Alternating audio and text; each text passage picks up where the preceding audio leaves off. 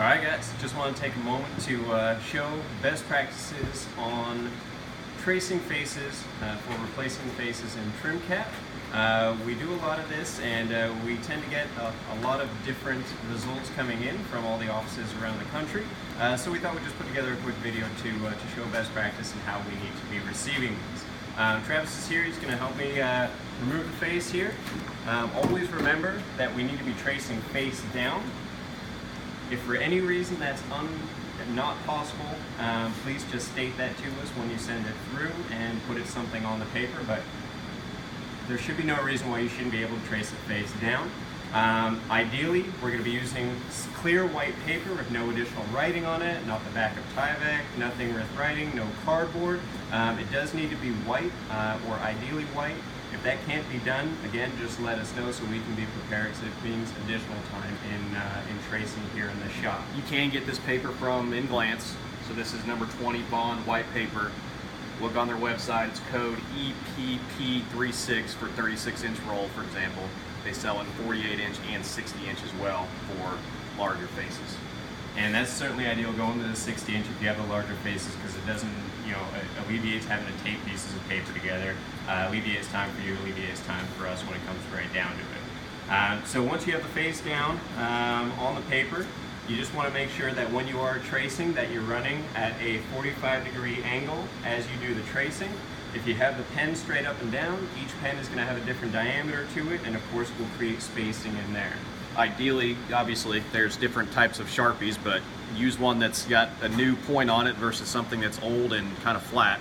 We recently sent our crew out with like 2 boxes of brand new Sharpies to do a face project, and for the insurance of good tracings coming back, just send them out with more than one Sharpie and you'll have better results. And of course, for these purposes, we have a perfectly flat surface, not always the case when you're out there in the field. So ideally, if you can find a nice flat spot, we understand that that's not always possible. We always try to keep cardboard on the trucks so that we can trace when we're out on concrete or anything like that. It'll certainly help in the long run. Smooth lines, again, 45-degree angle when you're doing the tracing. If for any reason there's any cuts or any marks that go off the sheet or is incorrect, please very clearly mark that out so we can understand which lines work and which lines are not intended to be used.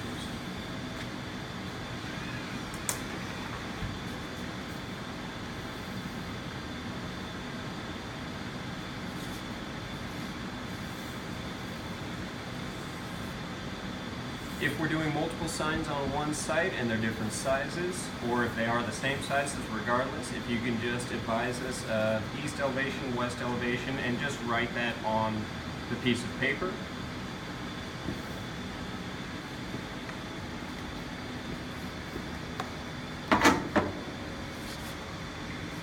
And of course, in this case, we've got a B.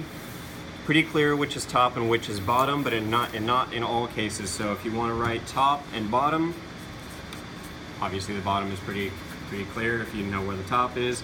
But just the more information, the better.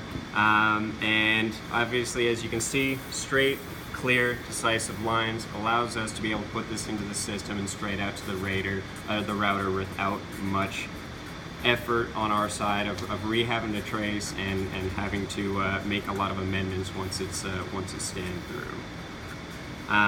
Note, of course, and this doesn't need to be on every individual tracing, but for each individual sign, at least on one of them, if you can advise the color of acrylic, or if it's poly, if there's vinyl, color of the vinyl, and of course the trim cap and the color of the trim cap.